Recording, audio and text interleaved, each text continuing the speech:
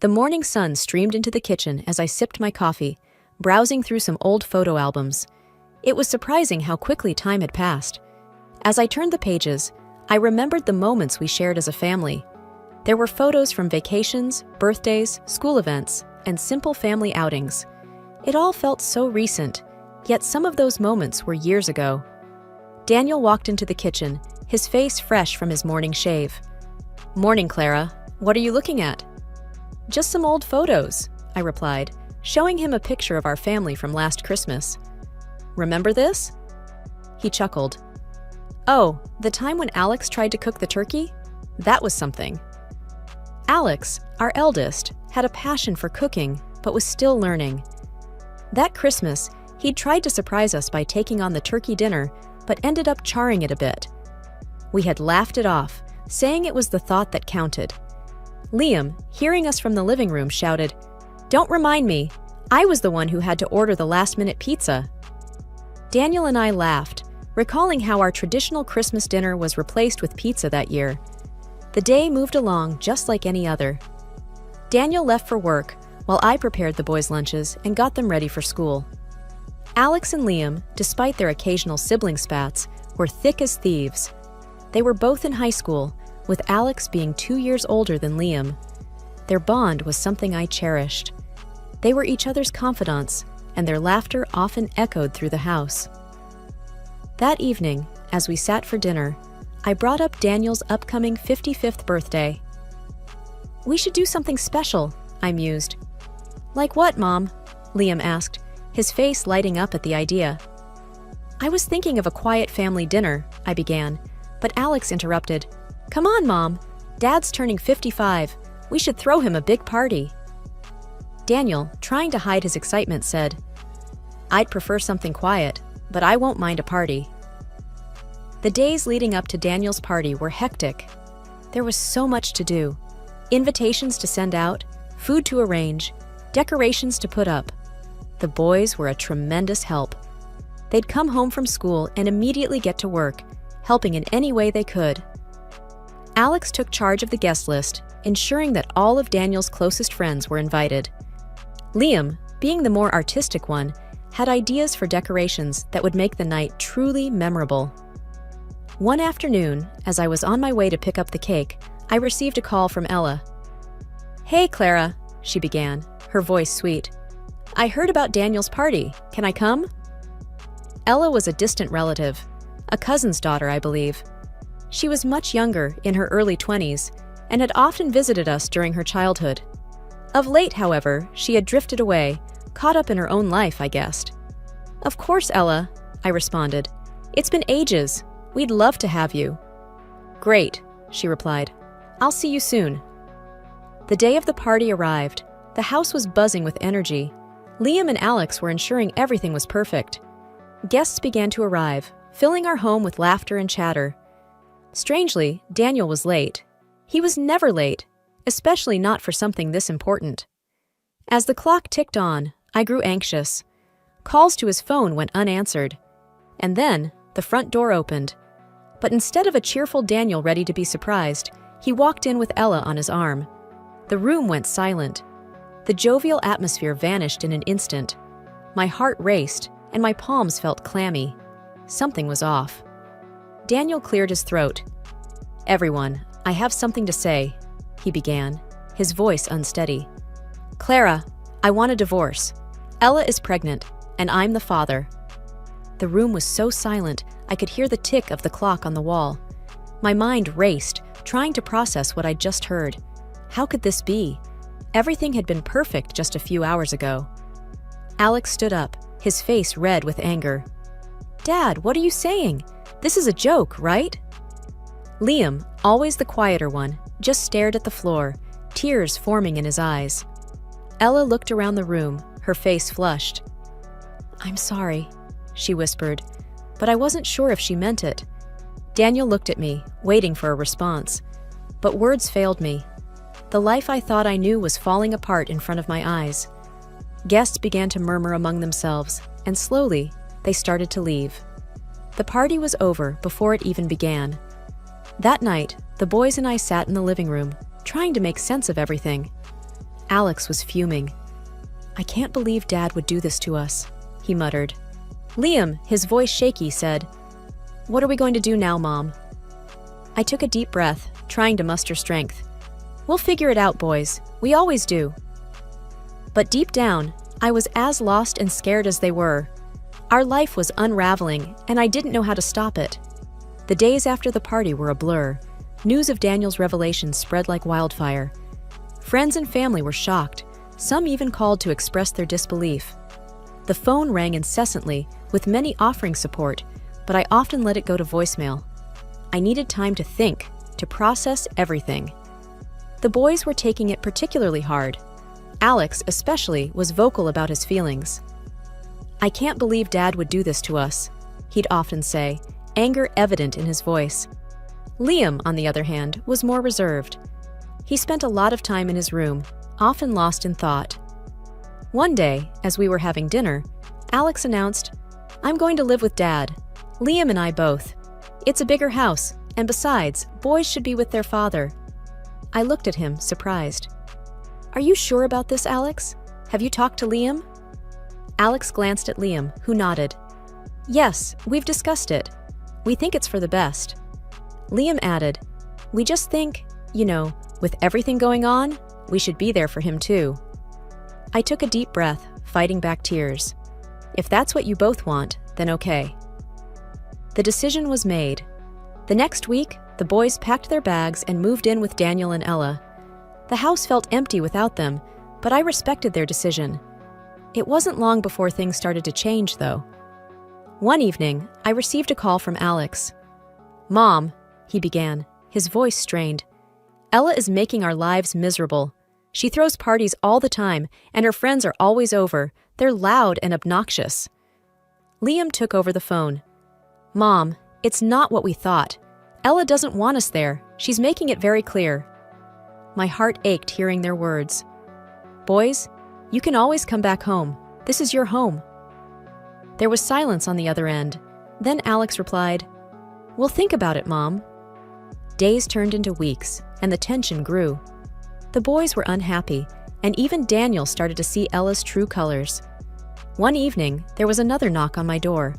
It was Daniel and Ella. Ella, her face red with anger, started, "Clara, you need to take your sons back. They're ruining our life." Daniel looked embarrassed but said nothing. I replied calmly, "They're your sons too, Daniel. They can decide where they want to live." Ella huffed, "This is ridiculous. We can't have them here."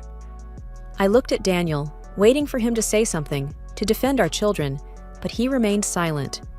It was clear where his loyalties lay. The boys eventually returned home, and our small apartment was filled with life again. Although it was a tight space, the warmth of our bond made it comfortable. Ella's attitude had worn them out, and they regretted ever leaving. Their return also brought to light how deeply Ella's influence was entrenched in Daniel's life. One evening, as I was scrolling through my social media, an idea began to form. I knew Ella was always chasing after the flashy lifestyle. Her posts were filled with pictures of expensive items, fancy dinners, and luxurious vacations. I wondered if I could use this to my advantage. "Boys," I called out, gathering them in the living room, "I have an idea." Alex looked curious. "What is it, Mom?" "I think it's time we take matters into our own hands. Ella's been having her fun, but it's time we expose her for who she really is." Liam raised an eyebrow. "How do you plan on doing that?" I explained my plan, detailing each step. "I'm going to create a fake profile of a rich, successful man. If Ella is as shallow as I think she is, she'll take the bait." Alex smirked. "This could actually work, but what's the end goal?" I took a deep breath. "I want to show Daniel her true colors. I want him to see that she's using him, that she's not the angel he thinks she is." Liam looked hesitant. "It's risky, Mom. What if you get caught?" I nodded. "I know, but it's a risk I'm willing to take." With the boys' help, we set up a profile, complete with pictures of a handsome, wealthy-looking man, luxurious vacations, and high-end cars. We named him Max Sterling. Within a day of creating the profile, I sent Ella a friend request, which she quickly accepted. I wasted no time and sent her a message. "Max, Hey, came across your profile. You have a stunning smile. Ella responded almost instantly. Ella, thank you, Max. Your profile looks impressive. Businessman? Max. Yes, I dabble in a bit of everything. Real estate, stocks, you name it. By the way, are you single? Ella replied with a wink emoji. Currently in a situation, but nothing too serious. Why do you ask? Max. Well, I'm looking for someone to accompany me to some events. I could use a beautiful woman by my side. Ella's response was swift and eager. Sounds tempting. Tell me more. And so, our pen pal affair began. Ella opened up about her life, and as I'd predicted, she didn't have many kind words about Daniel. She talked about how she was just in it for the money and the luxurious life. She even mentioned faking her pregnancy to tie him down. But the worst came when she referred to me as her silly aunt and laughed about how easily she had played everyone. I had all the evidence I needed. One evening, the doorbell rang. It was Daniel. He looked worn out. Clara, can we talk? He asked, his voice breaking. I let him in. We sat in silence for a while. Finally, he spoke. I think I made a mistake. Ella is different. I smirked. Oh, you have no idea. We gathered in the living room of the house I once called home. The heavy drapes held back the evening sun, casting the room in a subdued light, matching the somber mood. Daniel looked apprehensive, constantly glancing at the front door. The boys sat rigidly, their faces reflecting a mix of anger and anticipation. Ella entered, her confident demeanor suggesting she was expecting a very different gathering. What's all this? She questioned, her eyes narrowing as she scanned the room, landing on me. Before anyone could reply, Daniel, with a newfound courage, handed her the tablet. You should see this. She frowned, scrolling through the conversation. Her confident stance faltered, replaced with growing panic. She looked up, her gaze darting between Daniel and me, realizing she had been caught. Is this your doing? She spat, directing her anger at me. Ignoring her accusation, I asked calmly, Is it true, Ella? Were you just using Daniel for his money? And the pregnancy? She laughed, though there was no humor in it. Why should it matter? He was an easy target. Alex, unable to contain his anger, shot up. You played with our lives for your own selfish reasons. Ella smirked. Should have kept your noses out of my business then. Liam, ever the mediator, tried reasoning. You could have just been honest from the start. Why play this game? She looked defiant. Because it was easy, and I got what I wanted. He was just a stepping stone. Daniel, his voice shaking, finally spoke. Did you ever care about me? Even a little?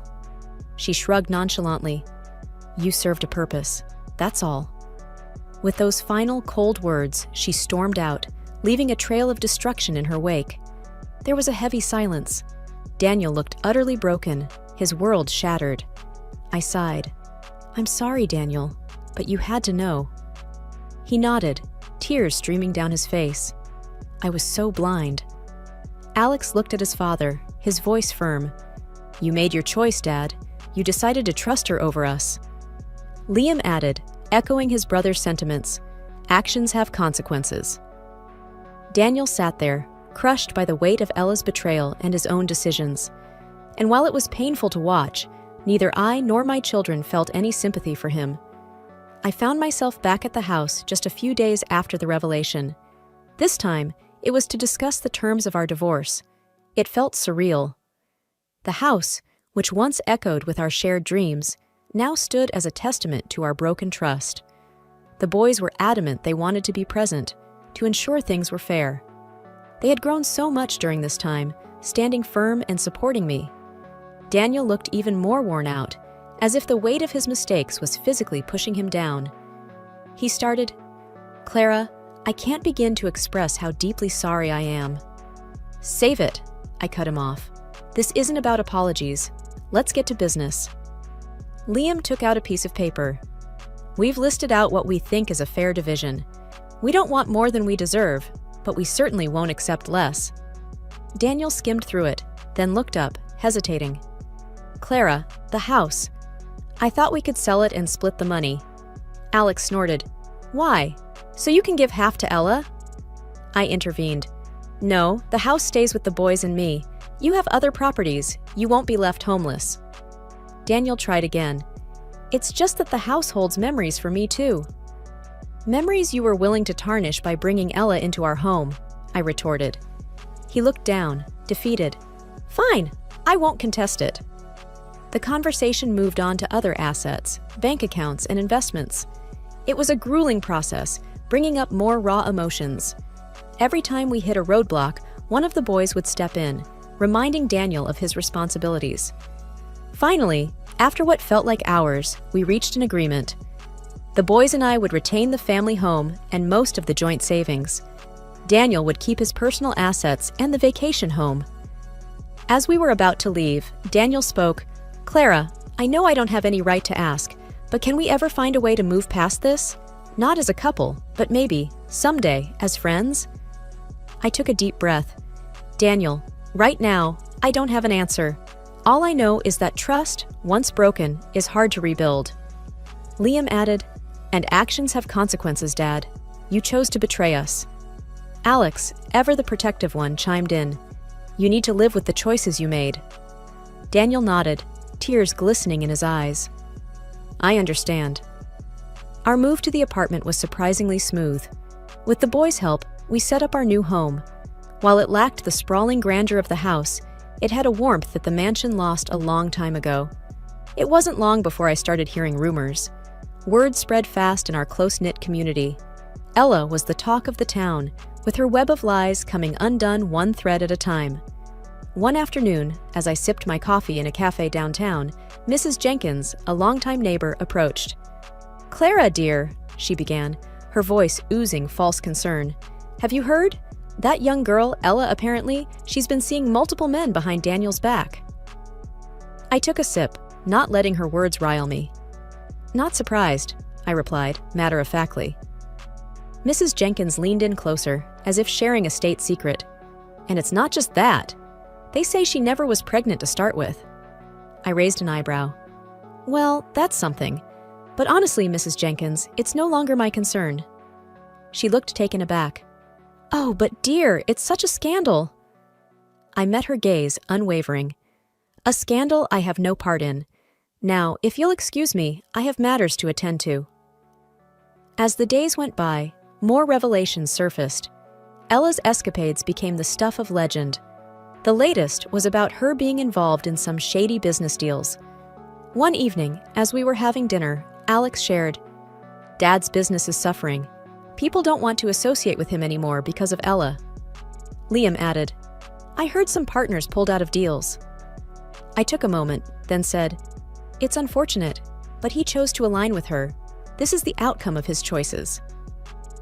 The doorbell rang, disrupting our conversation.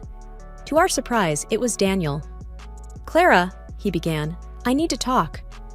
I nodded. Fine, but keep it brief. He sighed, looking more disheveled than ever. It's all falling apart.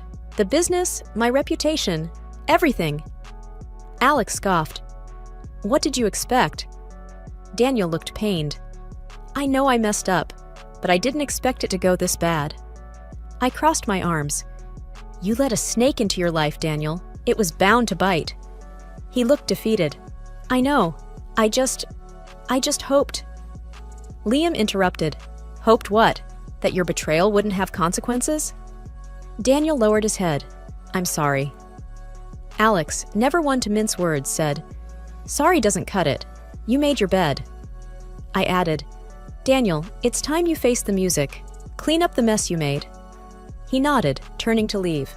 Thank you for hearing me out. The days turned into weeks, and then months. The boys adjusted to their new school and made new friends. We no longer heard or talked about Daniel's misfortunes. Our focus was on the future, not the past. One morning, as I prepared breakfast, Liam walked in with a letter in hand. It's from the court, he announced, his face giving nothing away. I opened it and skimmed through. The final verdict of the property division was in. The judge ruled in our favor. Most of the assets were awarded to us. Alex peeked over my shoulder.